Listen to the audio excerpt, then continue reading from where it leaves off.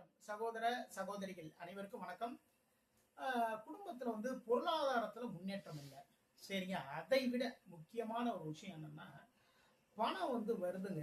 வந்தது கொண்டு போய் வைக்கிறோம். பொட்டியில வைக்கிறதுக்கு முன்னாடியே அந்த பணம் கரைஞ்சிருது. செலவுகள் ஏதோ ஒரு செலவுகள் வந்துடுது. இது பணம் பொட்டியில தங்கவே மாட்டேங்குது. அப்படின்னா என்ன பண்ணுங்க அப்படின்னா, மிக ரொம்ப ரொம்ப எளிமையான ஒரு விஷயம்தான். இந்த விஷயத்த நீங்க பண்ணுங்க. பண்ணீங்கன்னா ரொம்ப ரொம்ப நல்லது. இப்போ ரொம்ப பேர் என்னன்னா இரும்பு பீரோ வச்சிருக்காங்க, சரிங்களா? ஓகே, இரும்பு பீரோ தான் ஒரு சேஃப்டி, அது ஒரு லாக்கர் மாதிரி அது வச்சிருக்கோம், சரிங்க. இரும்புங்கிறது பார்த்தீங்கன்னா சனி பகவான் சொல்லி சனி பகவானுடைய காரகம் அப்படி சொல்லுவோம். இரும்பு சனி பகவானுடையது. அப்போ அதுல குரு வரணும். குரு தான் பார்த்தீங்கன்னா பெரும் பணம்ங்கிறது குரு தான். அப்போ குரு வரணும் அப்படின்னா நம்ம என்ன பண்ணோம் அப்படின்னா, நம்ம என்ன பண்ணுவோம், பணத்தை ஒரு லெதர் பேக்லேயோ சம்திங், இல்லை அப்படின்னா வேற ஏதோ ஒரு விஷயத்துலையோ வச்சு ஒரு பேக்கில் வச்சு உள்ள மூடி வச்சிருவோம். லெதரில் வைக்காதீங்க. லெதருங்கிறது பார்த்தீங்கன்னா ராகுங்கிறது அம்சம் வந்துடும் லெதருங்கிறது, சரிங்களா? அப்போ என்ன பண்ணோம் அப்படின்னா, பீரோவில் ஒரு சின்ன ட்ரா மாதிரி இருக்கும், ஒரு லாக்கர் மாதிரி இருக்கும். அதுக்குள்ளே தான் பணத்தை வைப்போம். அதுலேயுமே பார்த்தீங்கன்னா ஒரு பேப்பர் தான் போட்டு வச்சிருப்போம். எல்லாருமே பேப்பர் தான் போடுவாங்க. பேப்பர் போட்டு அது மேலே பணத்தை வச்சிருப்பாங்க. அப்போ இரும்போட அந்த பணம் சேர்ந்துருது, சரிங்களா? அதாவது சனி பகவானுடைய அம்சம் பணத்தில் வந்துடுது. அப்போ உடல் சம்பந்தமான பிரச்சனைகள், ஏதாவது ஒரு செலவுகள், தேவையில்லாத வீண் விரயங்கள், இது எல்லாமே நடக்கும். இப்போ அந்த பணத்தை நம்ம ஈர்த்து நல்லபடியாக வச்சுக்கணும் அப்படின்னா, நீங்கள் பேப்பர் போட்டு வச்சிருக்கீங்க இல்லையா, அதுக்கு மேலே ஒரு மஞ்சள் கலர் துணி எடுத்துக்கோங்க. மஞ்சள் கலர் ஜாக்கெட் பெட்டி எல்லாமே விற்கிறாங்க. இல்லை அப்படின்னா ஒரு காட்டன் துணி, வெள்ளை காட்டன் துணியில் மஞ்சளை நல்லா நனைச்சி நல்லா ஒரு ஒரு ஒன் டே ஊற வச்சுருங்க. அதுக்கு மறுநாள் எடுத்து அதை அப்படியே காய போட்டு வச்சுருங்க. இப்போ மஞ்சள் கலர் இல்லையா, அந்த மஞ்சள் கலர் துணியை விரிச்சிருங்க.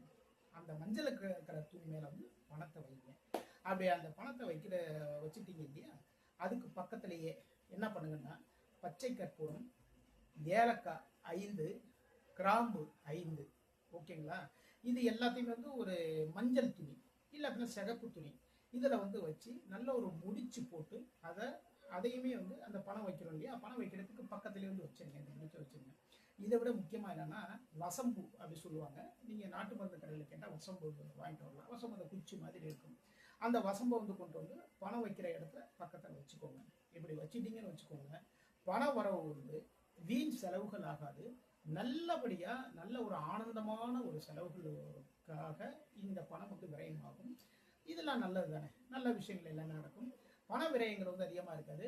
பணம் நம்முடைய கைகளில் தங்கும், சரிங்களா? அது மட்டும் இல்லைங்க, தினசரி நம்ம பணத்தை எடுக்கிறப்பையும் சரி தான், பணத்தை வைக்கிறப்பையும் சரி தான், நம்ம சுத்தபத்தமாக இருந்து அந்த விஷயத்தை ஃபாலோ பண்ணணும்.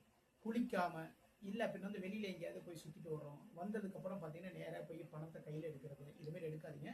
இன்றைய செலவுகளுக்கு என்ன பண்ணுமோ அந்த அமௌண்ட் முன்னாடியே எடுத்து வச்சுருங்க. குளிச்ச உடனே எடுத்து வச்சுருங்க. எடுத்து வச்சு அந்த காசை செலவு பண்ணுங்க. மகாலட்சுமிக்கு எப்பவுமே சுத்தமாக இருக்கிறது தான் பிடிக்கும், சரிங்களா? அப்போ இது மாதிரியான விஷயங்களை நீங்க ஃபாலோ பண்ணீங்கன்னா பணவரவு உங்களுடைய கைகளில் தங்கி கொண்டே இருக்கும். தேவையான செலவுகளுக்கு மட்டுமே செலவுகளாகவும் வீண் விரயங்களாகாது. மீண்டும் அடுத்த பதிவில் சந்திப்போம். நான் உங்கள் ஜோதிடர் திருச்சேரை சிம்மம் ராஜா வெங்கடேஷ். வாழ்க வளமுடன், வாழ்க வளமுடன்.